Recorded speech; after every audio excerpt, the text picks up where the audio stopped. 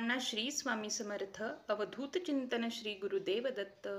तर उद्या श्रावणातील पहिला सोमवार आहे आणि या सोमवारी भगवान शिवांची साधी सोपी सेवा कशी करावी, उपासना काय करावी, सेवा काय कराव्यात व अभिषेक कसा करावा याबद्दल आज आपण संपूर्ण माहिती घेणार आहोत। आता रुद्र अभिषेक कसा करावा, रुद्र अभिषेकाची 41 दिवसांची सेवा कशी करावी याबद्दल सेपरेट व्हिडिओ मी अपलोड करणार आहे। तर ही सेवा आहे ती आपल्या घरातील हट्टी, तापट, अगदी अट्टल जे व्यसनी लोक असतात किंवा सतत आजारी एखादी व्यक्ती पडत असेल तर त्यांच्यासाठी ही रुद्र अभिषेकाची सेवा केली जाते। तर ही संकल्पयुक्त 41 दिवसांची सेवा कशी करावी याबद्दल मी लवकरच व्हिडिओ घेऊन येईन व ज्यांना संकल्पयुक्त नसेल करायची तर ही फक्त श्रावण महिन्यातील सोमवारी रुद्र अभिषेक करायचा असेल तर त्यांनी रुद्र अभिषेक कसा करावा हेही मी त्या व्हिडिओमध्ये सांगेन। तर आज आपण फक्त पाहणार आहोत की श्रावणी सोमवार कसे करावेत, श्रावणी सोमवारची सेवा काय करावी, शिवामूठ काय व्हावी व मंत्र काय म्हणावा। तर ही सेवा आज पाहणार आहोत व अभिषेक कसा करावा, सेवा काय करावी। तर चला पाहूयात। सगळ्यात पहिल्यांदा आपल्या घरात भगवान शिवांची पिंड असायला हवी। कोणतीही सेवा करण्यापूर्वी स्वामी स्तवन वाचायला विसरायचं नाही। स्वामींची आपण सेवा करत असतो तरीही सेवा चालू करण्यापूर्वी भगवान शिवांची असो किंवा कोणतीही असो आपण स्वामी आपले गुरु आहेत त्यामुळे स्वामी स्तवन वाचन करायचं। त्यानंतर कैलास राणा शिवचंद्र मौळी फणींद्र माथा भ्रुकुटी चळाळी कारुण्य सिंधू भवदुःखहारी तुझवीन शंभो मज कोणतारी शिवस्तुती वाचन करा किंवा रुद्र तुमचा अभिषेक झाल्यानंतर वाचन केलं तरीही चालेल। आता ज्यांच्याकडे जर गळती असेल तर त्यांनी गळती लावून अभिषेक करू शकता। तर या पद्धतीने बघा माझ्याकडे गळती आहे तर गळती अशी लावायची। तर आज रविवार आहे म्हणून मी भंडारा वाहिलेला आहे, कारण खंडेराया हे भगवान शिवांचे अवतार आहेत। तर मल्हारी सप्तशतीचं आज बरेच जण वाचन करतात तर मी भंडारा वाहून आपलं नाम घेते खंडेरायांचं, म्हणून यावर भंडारा दिसत आहे। तर काय करायचं आहे तर ओम नमः शिवाय, ओम नमः शिवाय म्हणून भगवान शिवांना जल अभिषेक पहिल्यांदा करायचा आहे। त्यानंतर करायचा आहे दुधाचा अभिषेक। तर आता हे दूध आपण जेव्हा भगवान शिवांना अर्पण करतो तेव्हा ते कच्चं असावं याची काळजी घ्यावी, कारण त्यांना सदैव थंड वस्तू अर्पण करतात। जल असेल तेही थंड असावं, थंड जल अर्पण करावं। तर अभिषेक करताना तुम्ही शिवमहिम्न स्तोत्र वाचन करू शकता किंवा फक्त ओम नमः शिवाय, ओम नमः शिवाय या मंत्राचा जप देखील तुम्ही करू शकता। तर आता तुमच्याकडे गळती नसेल तर मी थोडा वेळ गळती काढून दाखवते। तर तुम्ही फक्त चमच्याने जलाभिषेक करा, त्यानंतर दुधाने जलाभिषेक करा। यावेळेस तुम्हाला ओम नमः शिवाय, ओम नमः शिवाय या मंत्राचा जप करायचा आहे। तर आता मी तुम्हाला चमच्याने करून दाखवते। तर दूध अर्पण करताना सुद्धा ओम नमः शिवाय, ओम नमः शिवाय, ओम नमः शिवाय या पद्धतीने तुम्हाला जप करायचा आहे। त्यानंतर पुन्हा पाण्याचा अभिषेक करायचा आहे व पाण्याचा अभिषेक केल्यानंतर तुम्हाला संपूर्ण अभिषेक होताना ओम नमः शिवाय, ओम नमः शिवाय या मंत्राचा जप करायचा आहे। त्यानंतर अभिषेक पूर्ण झाल्यानंतर अभिषेकातलं तीर्थ घरातल्यांनी प्रत्येकाने थोडं थोडं ग्रहण करायचं आहे व तुळस सोडून कोणत्याही झाडाला हे तीर्थ तुम्ही अर्पण करू शकता। तर आपला अभिषेक करून झाला त्यानंतर भगवान शिवांची पिंड ही उत्तर दिशेला, ही जी पाण्याची बाजू आहे निमुळती ती उत्तर दिशेला आपल्याला करायची आहे। आता तुम्ही जिथे देवालयात तुमची मांडणी करता तिथे करा। तर मी तुम्हाला दाखवण्यासाठी इथे चौरंगावरती मांडणी करते आणि तुम्ही जरी उद्या चौरंगावरती अशी मांडणी केली तरीही चालते, सेपरेट जरी मांडणी करून भगवान शिवांची पूजा केली तरीही चालेल। त्यानंतर भगवान शिवांना प्रिय आहे भस्म, तर भस्म आपल्याला लावायचं आहे। भस्म लावताना 3 बोटांनी, मधले 3 बोटं आहेत यावर घ्यायचा, कारण ब्रह्मा विष्णू महेश अशी ही 3 बोटं असतात। तर 3 बोटांनी आपल्याला भगवान शिवांना भस्म लावायचं आहे। तर ही 3 बोटं अशी तर भस्म लावून घ्यायचा आणि त्यानंतर काय करायचं आहे तर तुमच्याकडं जी कोणती फुलं उपलब्ध असतील तर ती फुलं अर्पण करायची आहेत। आता सोमवार आहे, सर्वजण भगवान श्रावणी सोमवार असल्यामुळे सर्वजण फुलं घेऊन येणारच।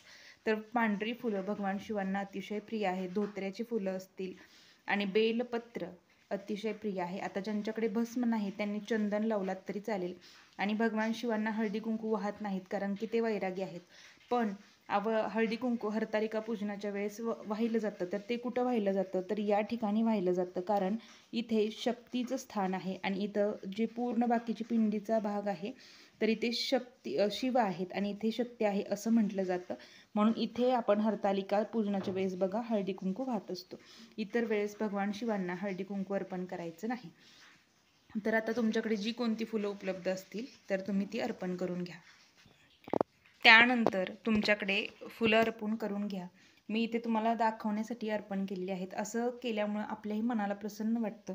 तर त्यानंतर तुम्ही बेलपत्र आजच आणून ठेवा, कारण सोमवारी बेलपत्र तोडत नाहीत.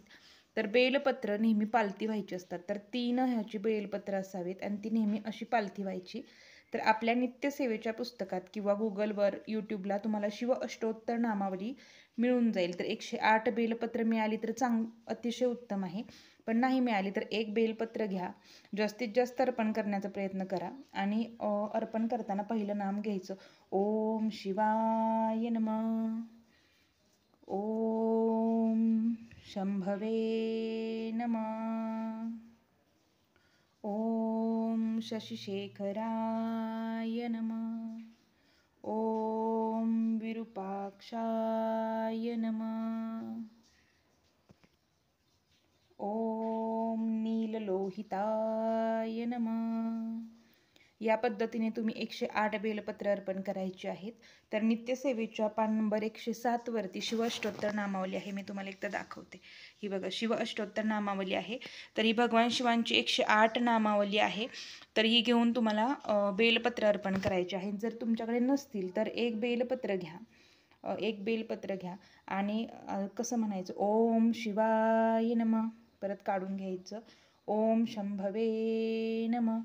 आणि जरी असं नाही म्हटलं, एक बेलपत्र हातात पकडा, संपूर्ण 108 नामावली घ्या व त्यानंतर भगवान शिवांच्या ह्याच्यावर पालतं अर्पण करा.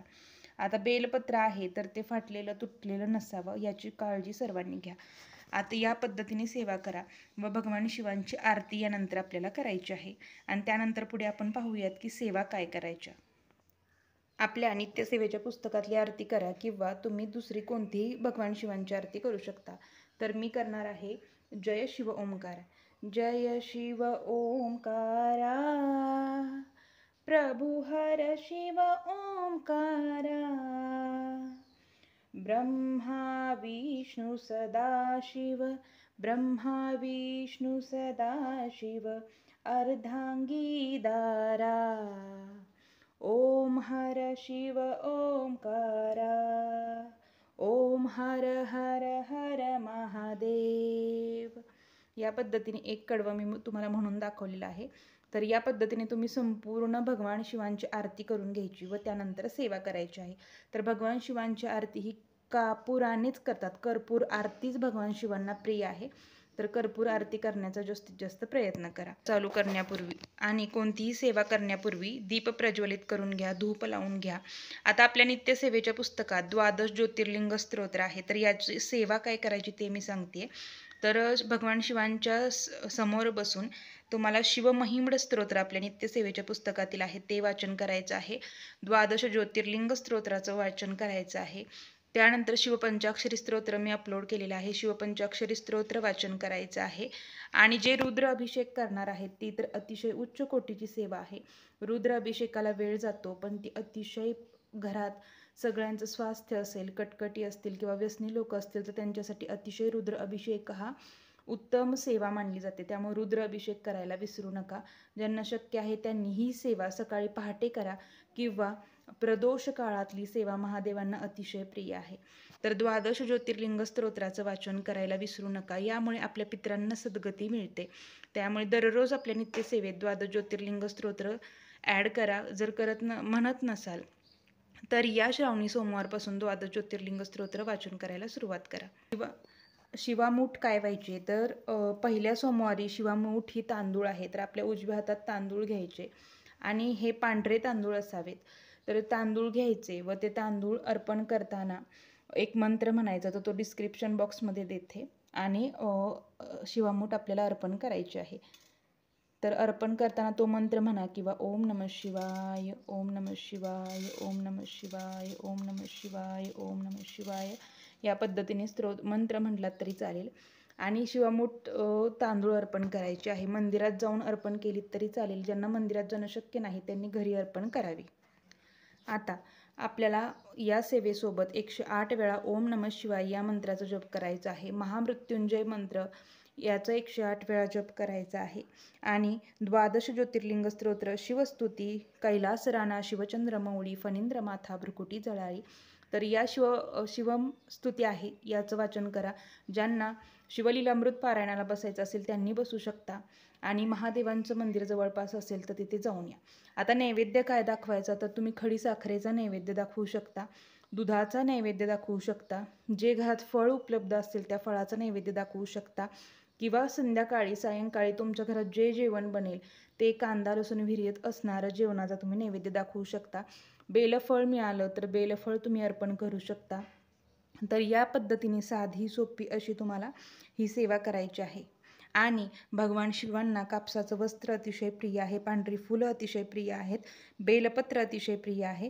तर हे जे जे वस्तू तुम्हाला उपलब्ध होतील, भस्म, या सर्व वस्तू महादेवांना उद्या अर्पण करा. शिवामूठ अर्पण करा, सायंकाळी करा, सकाळी पहाटे सेवा करा. मग जेव्हा होईल तेव्हा सोयीनुसार ही सेवा करू नका. जास्तीत जास्त प्रयत्न करा. प्रदोष काळातील सेवा अतिशय उच्च कोटीची मानली जाते. प्रदोष काळात करा किंवा सकाळी लवकर पहाटे उठून ही सेवा 8-9च्या आधी उरकण्याचा प्रयत्न करा. तर या पद्धतीने श्रावणी सोमवार प्रत्येक सोमवारी ही तुम्हाला सेवा करायची आहे. तर सर्वांनी महादेवांची सेवा करा व त्यांचा कृपा आशीर्वाद मिळवण्याचा प्रयत्न करा. तर झालेली सेवा महाराजांच्या चरणी मी रुजू करते. सर्वांना श्री स्वामी समर्थ. अवधूत चिंतन. श्री गुरुदेव दत्त.